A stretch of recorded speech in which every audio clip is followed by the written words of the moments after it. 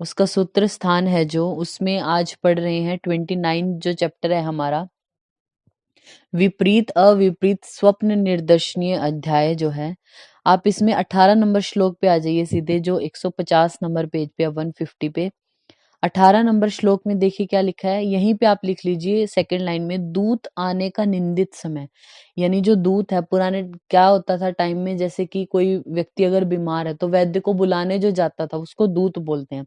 तो दूत आने का जो निंदित समय वो कौन सा है, मध्याह्ने च अर्धरात्रे, यानी मध्याह्न में अगर वो आए, अर्धरात्रे, संध्यो, संधि में, या फिर संधि के जस्ट नीचे देखिए, षष्ठया संधि दिनेशु, संधि के दिन। संधि के दिन कौन से होते हैं, जैसे पूर्णिमा या अमावस्या को अगर आता है तो वो हमारा बोला गया है निंदित समय दूत के आने का। 23 नंबर श्लोक है जो, उसमें फर्स्ट वर्ड देखिए, शुक्लवासा। शुक्लवासा और दूत कार्य कर स्मृता, यानी जो दूत है उसके प्रशस्त वस्त्र क्या बोले गए कि शुक्लवासा, अगर वो श्वेत वस्त्र पहन के आया तो मतलब कार्य सिद्ध होगा। नेक्स्ट हमारा है जो 36 और 37 नंबर श्लोक है, इसमें क्या बोला गया, इसकी हिंदी आप देख लीजिए। पुरुष जाति के जो पक्षी हैं वो बाएं और स्त्री जाति के पक्षी दाएं की ओर जाते दिखाई दें तो शुभकारी होते हैं। मतलब अब जो वैद्य है उसके पास आया है दूत। एक मिनट, हम ना जो ये चैप्टर है ये फिर से एक्सप्लेन कर देते हैं। विपरीत अविपरीत स्वप्न निर्दर्शनीय अध्याय है जो हमारा 29 नंबर चैप्टर, वो हम पढ़ रहे हैं। उसमें हमने अब तक पढ़ा है जो 18 नंबर श्लोक है और 19 नंबर है, उसमें क्या है, दूत के आने का निंदित समय बताया गया है। कौन सा होता है, 18 नंबर में मध्याह्ने, यानी मध्याह्न में आए अगर, अर्धरात्रि आधी रात में, संध्योवा जो संधि है यानी सायकाल की जो संधि है वो वहां पे आए, संधि दिनेशु, संधि दिनों का मतलब क्या होता है, पूर्णिमा या अमावस्या को अगर आता है तो वो दूत के आने का निंदित समय बोला गया है। 23 नंबर श्लोक में फर्स्ट वर्ड देखिए, शुक्लवासा, यानी व्हाइट श्वेत वस्त्र किसके, दूत के अच्छे बोले गए हैं। उसके बाद 36 और 37 नंबर श्लोक की जो हिंदी है, पुरुष जाति के अगर पक्षी वैद्य को बाईं ओर या स्त्री जाति के पक्षी जो है वो दाईं ओर जाते हुए दिखाई दें तो मतलब शुभ है। फिर आगे बोला है, कुत्ता होता है जो श्व, जिसको हम बोलते हैं, और श्रृगाल है जो, अगर ये दाएं से बाएं दिखाई दे जाते हुए दाएं से बाएं की ओर तो श्रेष्ठ होता है। उसके अलावा नकुल होता है जो, नकुल और चाश पक्षी जो है वो वाम की ओर जाते दिखाई दें तो ज्यादा प्रशस्त है। और लास्ट लाइन में देखिए, थर्ड लास्ट में, गोधा तथा गिरगिट का घर के आते समय दिखना या उनका बोलना शुभ नहीं होता। गोधा और क्रिकालक बोलते हैं गिरगिट को, क्रिकालस्य, इन दोनों का ही दिखना या बोलना शुभ नहीं होता।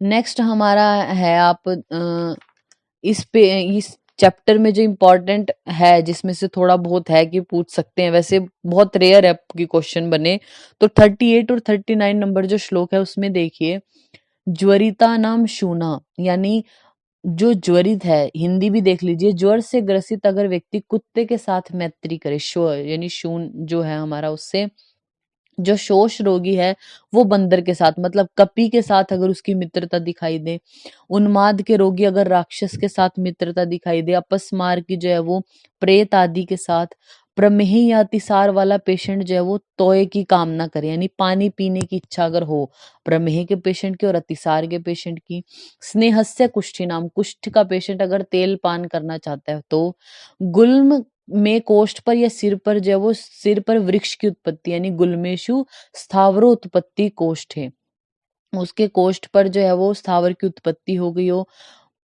शशकुली भक्षणम छर्दया, और जो वमन का पेशेंट है जिसको बार बार छर्दी हो रही है और उसका मन करे कि वो शशकुली जो पूड़ी आदि है वो खाने का मन करे, उसका श्वास या तृष्णा के पेशेंट का मन करे कि उसे चलने का मन कर रहा है ज्यादा, पांडु रोगी अगर हरिद्रा युक्त, हरिद्रा वर्ण का जो है वो भोजन करने की इच्छा करे, या रक्त पित्त का पेशेंट रक्तपान की इच्छा करे, तो यानी ये अरिष्ट सूचक बताएं, यानी ये क्या होता है हमारा, अरिष्ट बताए गए हैं ये। जैसे आपसे पूछे कि जो आचार्य सुश्रुत है उन्होंने अरिष्ट का वर्णन कहाँ पे किया, तो सूत्र स्थान में। हमारे आचार्य चरक ने जो अरिष्ट है उनका वर्णन अलग से इंद्रिय स्थान में किया है। ठीक है, नेक्स्ट हमारा आता है जो चैप्टर है हमारा 30 नंबर चैप्टर, पंच इंद्रियाथ वी प्रतिपत्ति अध्याय। इसमें इंपॉर्टेंट कुछ भी नहीं है इस चैप्टर में, जो कि पीजी पॉइंट ऑफ व्यू से इम्पोर्टेंट हो कि ये पीजीटी में जिससे क्वेश्चन आए, ऐसा कुछ नहीं है। नेक्स्ट हमारा चैप्टर है 31, आप निकाल लीजिए, छाया वी प्रतिपत्ति अध्याय। एक्चुअली ये क्या है, हमारे अरिष्ट से रिलेटेड है ना, तो इसमें से कम पूछा जाता है।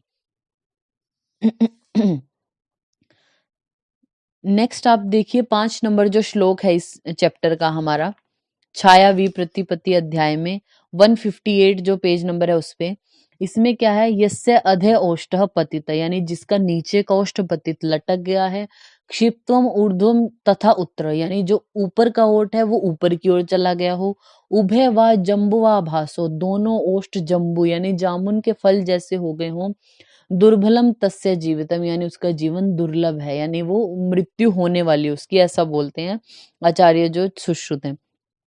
19 नंबर आप श्लोक है जो वो इंपॉर्टेंट है, वो देख लीजिए।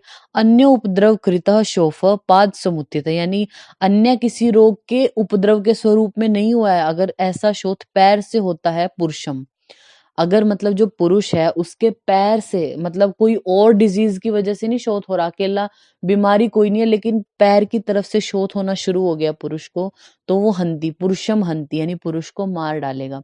नारी तू मुख जो, यानी जो नारी है, स्त्री होती है, उसके मुख से अगर शोथ हो रहा है तो वो नारी को मार डालेगा। गुहजो द्वयम, यानी दोनों स्त्री या पुरुष की बात करें तो गुह स्थान पर होने वाला शोथ उनका क्या करता है, मार डालता है, यानी अरिष्ट विषक है ये लक्षण भी। नेक्स्ट हमारा आता है 13 नंबर श्लोक में, क्या बोला है कि जो हमारा जीवन नष्ट है वो किस वजह से होता है, विषमोपचारेण, विषम आचार उपचार जो भी आप करते हो उसकी वजह से, कर्म भीष्ट पूरा कृत्य, पूर्व जन्म के किए हुए कर्मों की वजह से, अनित्यत्वाच, यानी अनित्य है हम, तो एक दिन तो जाना ही है ना, सबने मृत्यु होनी है, तो इन सब कारणों से जीवन नष्ट होता है। नेक्स्ट हमारा है 32 नंबर अध्याय, स्वभाव विप्रतिपत्ति अध्याय। इसमें आप देखिए 4 नंबर जो श्लोक है उसकी सेकंड लाइन में शुरू में लिखा है प्रवाल वर्ण व्यंग को हाईलाइट कर लीजिए। अगर किसी व्यक्ति को प्रवाल वर्ण के, जो प्रवाल का कलर होता है वैसे रंग के व्यंग उत्पन्न हो गए हों अकस्मात, अचानक से, ठीक है। और इसके नीचे वाली लाइन में जो देखिए मिड से थोड़ा आगे, गोमय चूर्ण प्रकाशस्य व रजसो दर्शनम उत्तमांगे को हाईलाइट कर लीजिए। यानी उस व्यक्ति के जो सिर है उत्तमांग से क्या होता है, गोमय चूर्ण के जैसा, जो गोबर है उसके चूर्ण के समान रज दिखाई देता है, तो वो उसको क्या बोला गया, ये सभी मरण के लक्षण हैं, ठीक है। नेक्स्ट भी इसमें देखिए इसी पेज पर जो 161 पेज है इसमें सबसे लास्ट लाइन में, बस्तवद विपलन यश्च भूमि पतति स्रस्त मुष्क, बस्तवद विपलन यानी जो बकरी का जो बच्चा होता है उसकी तरह विलाप करता हुआ, भूमो पतति भूमि पर गिर जाए, स्रस्त मुष्क जो उसके मुष्क हैं, अंडकोश हैं वो गिर गए हों। नेक्स्ट है प्रनष्ट मेहनश्च मनुष्य प्राग विशुष्यमाणम हृदय, यानी आपने व्यक्ति के जो शरीर है उस पर कोई लेप लगाया था, और हृदय प्रदेश का अगर जो आपने लेप लगाया वो पहले सूखता है, या स्नान के बाद अगर हृदय प्रदेश पहले सूख रहा है उस मनुष्य को गतायु समझना चाहिए, ठीक है। इनमें से इतने क्वेश्चन जो है वो नहीं पूछे जाते। नेक्स्ट हमारा जो 33 नंबर चैप्टर है अवार्णीय अध्याय, ये इंपॉर्टेंट है। इसमें से जो पूछा जाता है वो है हमारा 4 नंबर और 5 नंबर श्लोक। क्या है ये, वात व्याधि परमेहश्च कुष्ठ अशोभगंधरम अश्मरी मूर गर्भश्च तथैव उद्रम अष्टमम अष्टावेते प्रकृतेव दुष्चिकित्सा महागदा, महागदा को हाईलाइट कर लीजिए। महारोग जो ये बताए हैं आचार्य सुश्रुत ने वो कौन से बताए हैं, वो बोलते हैं वात व्याधि है, प्रमेह है, कुष्ठ है, अर्श बगंदर, अश्मरी, मूढ़गर्भ, उदर रोग, ठीक है। आप चाहो तो पेज के टॉप पर लिख सकते हैं चरक आचार्य के अकॉर्डिंग, चरक करके जो वो एरो लगा के लिख लीजिए, VUPK,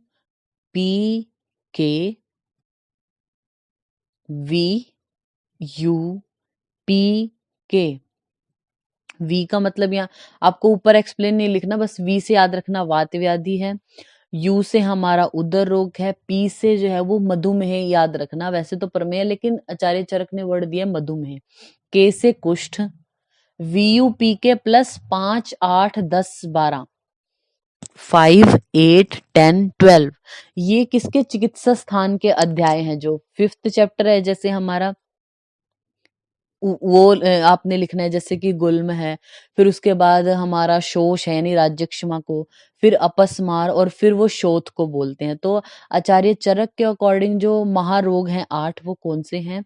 वीयूपी के प्लस 5, 8, 10 और 12। वात व्याधि, उदर रोग, मधुमेह, कुष्ठ, गुल्म, फिर वो बोलते हैं हमारे शोष यानी राज्यक्षमा को, फिर अपस्मार को, और फिर वो बोलते हैं श्वेथु यानी शोथ को। ठीक है।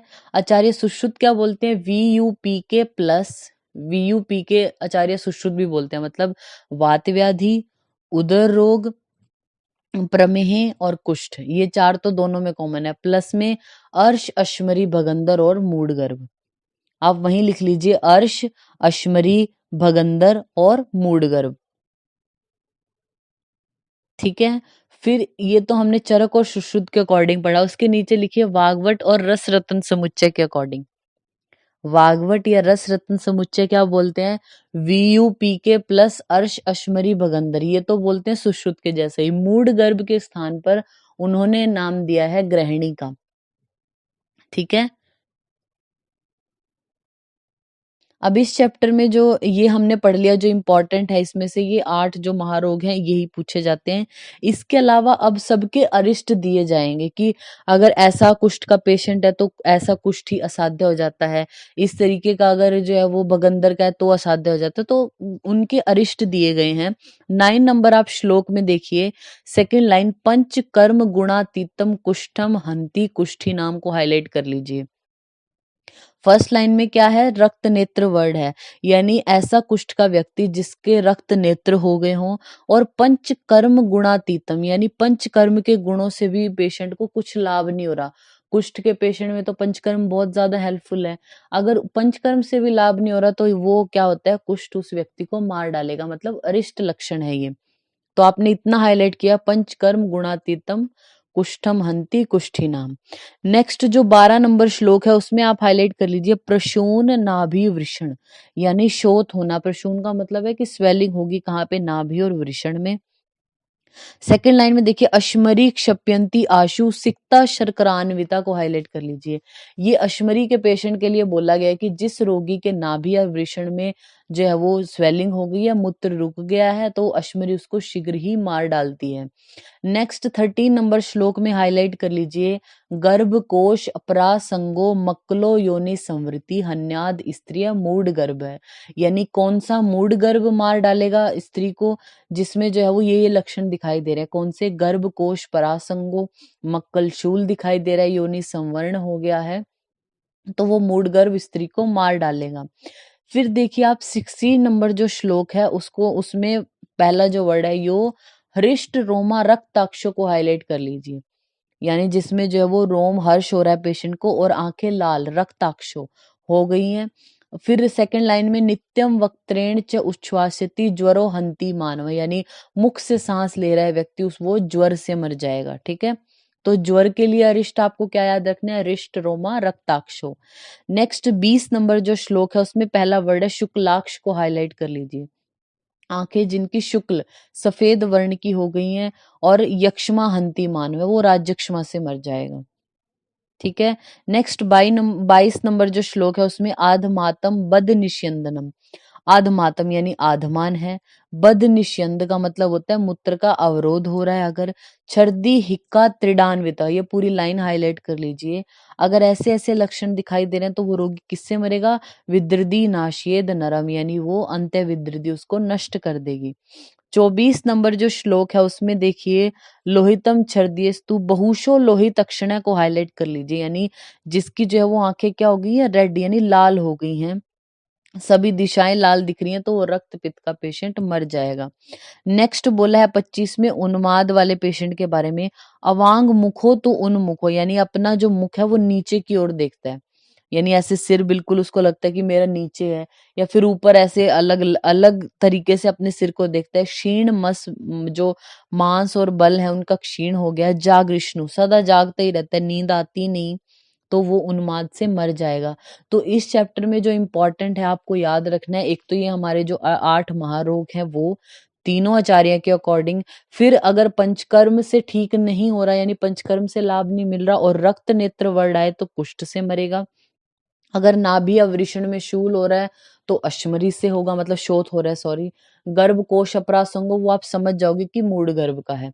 ज्वर के लिए बोला है रिष्ट रोमा रक्ताक्षो, ठीक है।